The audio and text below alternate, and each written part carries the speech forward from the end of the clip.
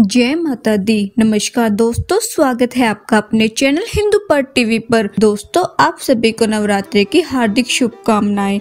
आज के वीडियो में मैं आपको दुर्गा सप्तशती का दूसरा और तीसरा अध्याय सुनाऊंगी। अगर आपने इससे पहले दुर्गा सप्तशती का पहला पार्ट नहीं सुना तो आप हमारे चैनल पर जाकर सुन सकते हैं। आइए सुनते हैं दूसरा और तीसरा अध्याय। वीडियो को शुरू करने से पहले वीडियो को लाइक करें और चैनल को सब्सक्राइब करें। देवताओं के तेज से देवी का प्रादुर्भाव और महिषासुर की सेना का वध। महर्षि मेधाजी बोले, प्राचीन काल में देवताओं और असुरों में पूरे 100 वर्षों तक घोर युद्ध हुआ था और देवराज इंद्र देवताओं के नायक थे। इस युद्ध में देवताओं की सेना परास्त हो गई थी और इस प्रकार संपूर्ण देवताओं को जीत महिषासुर इंद्र बन बैठा था। युद्ध के पश्चात हारे हुए देवता प्रजापति श्री ब्रह्मा को साथ लेकर उस स्थान पर पहुंचे जहां पर भगवान शंकर जी विराजमान थे। देवताओं ने अपनी हार का सारा वृतांत भगवान विष्णु जी और शंकर जी से कह सुनाया। वह कहने लगे, हे प्रभु, महिषासुर सूर्य, चंद्रमा, इंद्र, अग्नि, वायु, यम, वरुण तथा अन्य देवताओं के सब अधिकार छीनकर सबका अधिष्ठाता स्वयं बन बैठा है। उसने समस्त देवताओं को स्वर्ग से निकाल दिया है। वह मनुष्य की तरह पृथ्वी पर विचर कर रहे हैं। दैत्यों की सारी करतूत हमने आपको सुना दी है और आपकी शरण में इसलिए आए हैं कि आप उनके वध का कोई उपाय सोचें। देवताओं की बातें सुनकर भगवान श्री विष्णु और शंकर जी को दैत्य पर बड़ा गुस्सा आया। उनकी भौहें तन गई और आंखें लाल हो गई। गुस्से में भरे हुए भगवान विष्णु के मुख से बड़ा भारी तेज निकला और उसी प्रकार का तेज भगवान शंकर, ब्रह्मा और इंद्र आदि दूसरे देवताओं के मुख से प्रकट हुआ। फिर वह सारा तेज एक में मिल गया और तेज का पुंज वह ऐसे दिखता था जैसे कि जाज्वल्यमान पर्वत हो। देवताओं ने देखा कि उस पर्वत की ज्वाला चारों ओर फैली हुई थी और देवताओं के शरीर से प्रकट हुए तेज की किसी अन्य तेज से तुलना नहीं हो सकती थी। एक स्थान पर इकट्ठा होने पर वह तेज एक देवी के रूप में परिवर्तित हो गई और अपने प्रकाशों से तीनों लोक में व्याप्त जान पड़ा। वह भगवान शंकर का तेज था। उससे देवी का मुख प्रकट हुआ। यमराज के तेज से उसके शीर के बाल बने। भगवान विष्णु के तेज से उसकी भुजाएं बनी। चंद्रमा के तेज से दोनों स्तन बने और इंद्र के तेज से जंघा तथा पिंडली बनी तथा पृथ्वी के तेज से नितंब भाग बना। ब्रह्मा के तेज से दोनों चरण और सूर्य के तेज से उनकी अंगुलियां पैदा हुई। वसुओं के तेज से हाथों की अंगुलियां एवं कुबेर के तेज से नासिका बनी। प्रजापति के तेज से उसके दांत और अग्नि के तेज से उसके नेत्र बने। संध्या के तेज से उसकी भौहें और वायु के तेज से उसके कान प्रकट हुए थे। इस प्रकार देवी का प्रादुर्भाव हुआ था। महिषासुर से पराजित देवता उस देवी का देखकर अत्यंत प्रसन्न हुए। भगवान शंकर ने अपने त्रिशूल में से एक त्रिशूल निकाल उस देवी को दिया और भगवान विष्णु ने अपने चक्र में से एक चक्र निकाल उस देवी को दिया। वरुण ने देवी को शंख भेंट किया। अग्नि ने इसे शक्ति दी। वायु ने उसे धनुष और बाण दिए। सहस्त्र नेत्रों वाली श्री देवराज इंद्र ने उसे अपने व्रज से उत्पन्न करके व्रज दिया और ऐरावत हाथी का एक घंटा उतार कर देवी को भेंट किया। यमराज ने उसे काल दंड में से एक दंड दिया। वरुण ने उसे पाश दिया। प्रजापति ने उस देवी को स्फटिक की माला दी और ब्रह्मा जी ने उसे कमंडलू दिया। सूर्य ने देवी के समस्त रोमों में अपने किरणों का तेज भर दिया। काल ने उसे चमकती हुई ढाल और तलवार दी और उज्जवल हार और दिव्य वस्त्र उसे भेंट किए। उसके साथ उसने दिव्य चूड़ामणि दी, 2 कुंडल, कंकण, उज्जवल अर्धचंद्र, बाहों के लिए बाजूबंद, चरणों के लिए नूपुर, गले के लिए सुंदर हसली और अंगुलियों के लिए रत्नों की बनी हुई अंगूठी उसे दे दी। विश्वकर्मा ने उसे फारसा दिया। उसके साथ ही कई तरह के अस्त्र और अभेद कवच दिए। इसके अतिरिक्त उसने कभी न कुम्हलाने वाली सुंदर कमलों की मालाएं भेंट की। समुद्र ने सुंदर कमल का फूल भेंट किया। हिमालय ने सवारी के लिए सिंह और तरह तरह के रतन देवी को भेंट किए। यक्षराज कुबेर ने मधु से भरा हुआ पात्र और शेषनाग उन्हें बहुमूल्य मणियों से विभूषित नाग हार भेंट किया। इसी तरह दूसरे देवताओं ने भी उसे आभूषण और अस्त्र देकर उसका सम्मान किया। इसके पश्चात देवी ने उच्च स्वर से गर्जना की। उसके इस भयंकर नाद से आकाश गूंज उठा। देवी का वह उच्च स्वर से हुआ सिंहनाद समा न सका। आकाश उनके सामने छोटा प्रतीत होने लगा। उससे बड़े जोर से प्रतिध्वनि हुई, जिससे समस्त विश्व में हलचल मच गई और समुद्र कांप उठे, पृथ्वी डोलने लगी और सबके सब पर्वत हिलने लगे। देवताओं ने उस समय प्रसन्न हो सिंहवाणी जगतमयी देवी से कहा, हे देवी, तुम्हारी जय हो। उसके साथ महर्षि ने भक्ति भाव से विनम्र होकर उनकी स्तुति की। संपूर्ण त्रिलोकी को शोक मगन देखकर दैत्यगण अपनी सेनाओं को साथ लेकर और हथियार आदि सजाकर उठ खड़े हुए। महिषासुर के क्रोध की कोई सीमा नहीं थी। उसने क्रोध में भरकर कहा, यह सब क्या उत्पात है।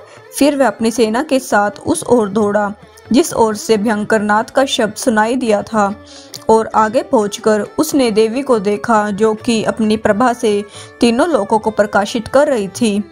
उसके चरणों के भार से पृथ्वी दबी जा रही थी। माथे के मुकुट से आकाश में एक रेखा सी बनी रही थी। उसके धनुष की टंकोर से सब लोग शुद्ध हो रहे थे।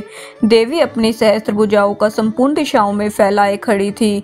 उसके पश्चात उसका दैत्यों के साथ युद्ध छिड़ गया और कई प्रकार के अस्त्र शस्त्र से सब की सब दिशाएं उद्भाषित होने लगी। महिषासुर की सेना का सेनापति शिक्षुर नामक एक महान असुर था।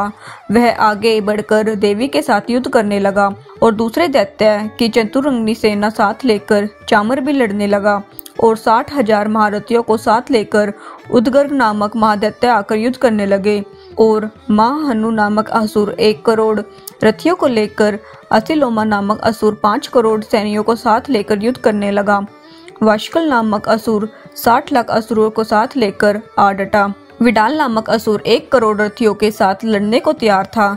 इन सब के अतिरिक्त और भी हजारों असुर हाथी और घोड़े साथ लेकर लड़ने लगे और इनके पश्चात महिषासुर करोड़ों रथों, हाथियों और घोड़ों सहित वहां आकर देवी के साथ लड़ने लगे।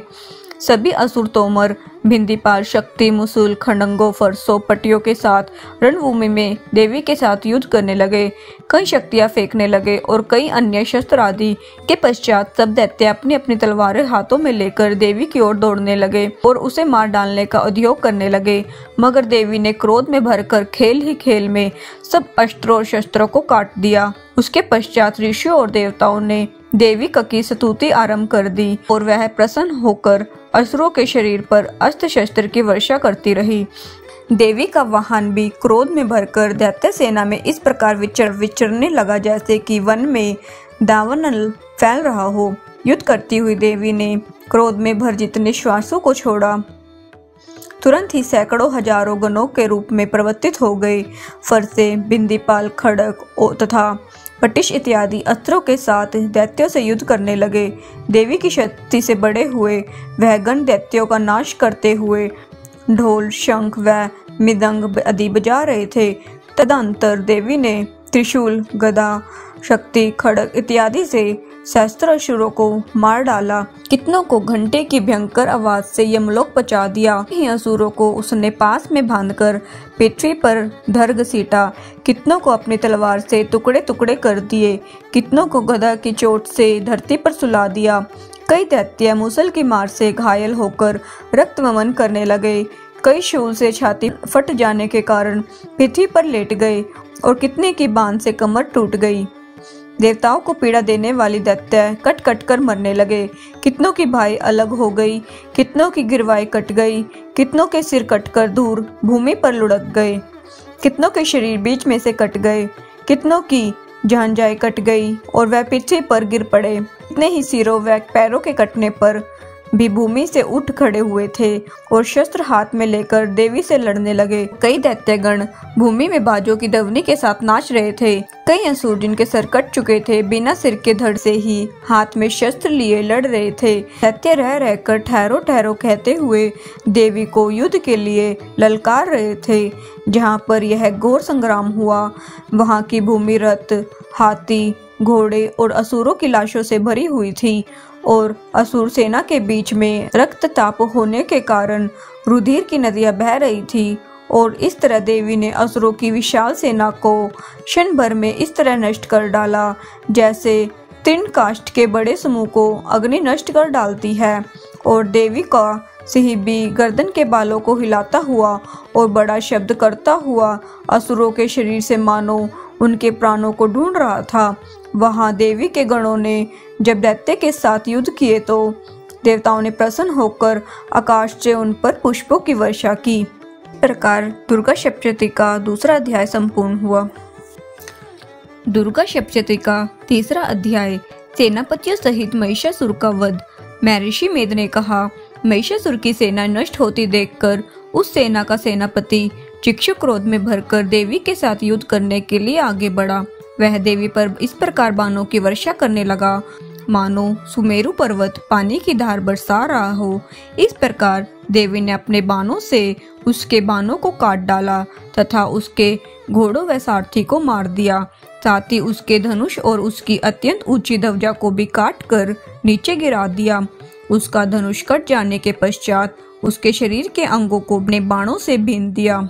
धनुष, घोड़ों और सारथी के नष्ट हो जाने पर वह असुर ढाल और तलवार लेकर देवी की तरफ आया। उसने अपनी तीक्ष्ण धार वाली तलवार से देवी के सिंह के मस्तक पर प्रहार किया और बड़े वेग से देवी की बाई भुजा पर वार किया, किंतु देवी की बाई भुजा को छूते ही उस दैत्य की तलवार टूटकर दो टुकड़े हो गए।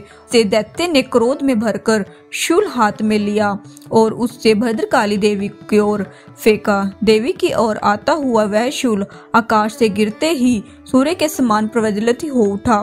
शूल को अपनी ओर आता देख देवी ने भी शूल छोड़ा और महाअसुर के शूल के 100 टुकड़े कर दिए और साथ ही महाअसुर के प्राण भी हर लिए। चिक्षु ने मरने पर देवताओं को दुख देने वाला चांबर नामक दैत्य हाथी पर सवार होकर देवी से लड़ने के लिए आया। उसके आने के साथ ही शक्ति से प्रहार किया, किंतु देवी ने अपनी हुंकार से ही उसे तोड़कर पृथ्वी पर डाल दिया। शक्ति को टूटा हुआ देखकर दैत्य ने क्रोध से लाल होकर शूल को चलाया, किंतु देवी ने उसको भी काट दिया। इतने में ही देवी का सिंह उछलकर हाथी के मस्तक पर सवार हो गया और दैत्य के साथ बहुत ही तीव्र युद्ध करने लगा। फिर वह दोनों लड़ते हुए हाथी पर से पृथ्वी पर आ गए और दोनों बड़े क्रोध से लड़ने लगे। फिर सिंह बड़े जोर से आकाश की ओर उछला और जब पृथ्वी की ओर आया तो उसने अपने पंजे से चामर का सिर धड़ से अलग कर दिया। क्रोध से भरी हुई देवी ने शीला और वृक्ष आदि की चोटों से उदगर को भी मार दिया। कराल को दांतों, मुक्कों और थप्पड़ों से चूर्ण कर डाला। क्रुद्ध हुई देवी ने गदा के प्रहार से उद्यत दैत्य को भी मार गिराया। भिंदीपाल से वाष्पकल को बाणों से ताम्र और अंधक को मौत के घाट उतार दिया। तीनों नेत्रों वाली परमेश्वरी ने त्रिशूल से उग्रास्य, उग्रवीर्य और महाहनु नामक राक्षसों को मार गिराया।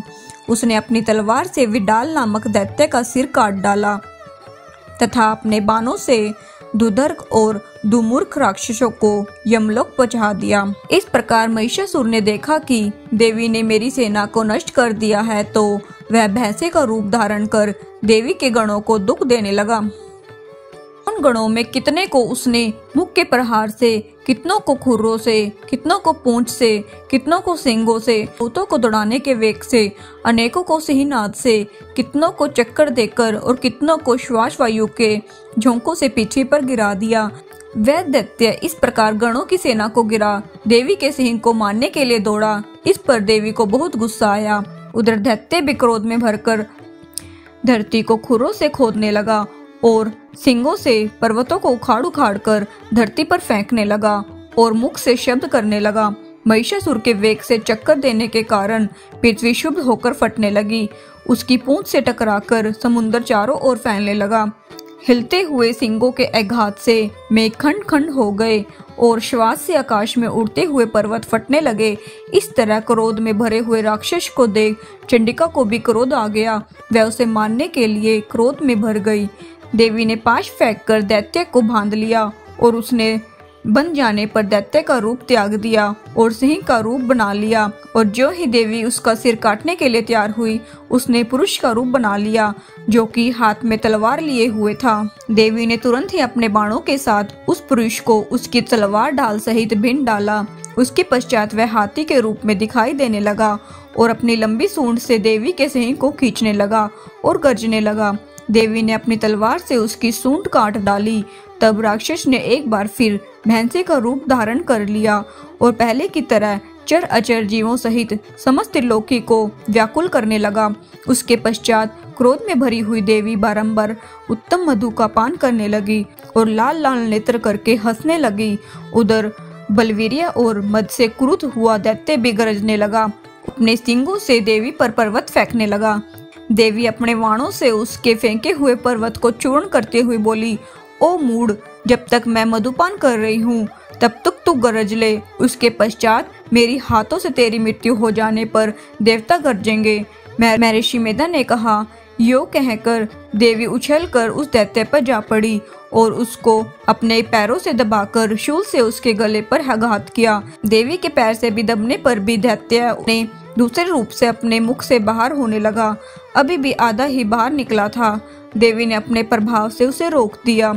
जब वह आधा निकला हुआ दैत्य युद्ध करने लगा तो देवी ने अपनी तलवार से उसका सिर काट दिया। इसके पश्चात सारी राक्षस सेना हाहाकार करती हुई वहां से भाग खड़ी हुई और सब देवता अत्यंत प्रसन्न हुए तथा ऋषियों महर्षियों सहित देवी की स्तुति करने लगे। गंधर्व राजगान करने लगे और अप्सराएं नृत्य करने लगी। इस प्रकार दुर्गा सप्तशती का तीसरा अध्याय संपूर्ण हुआ।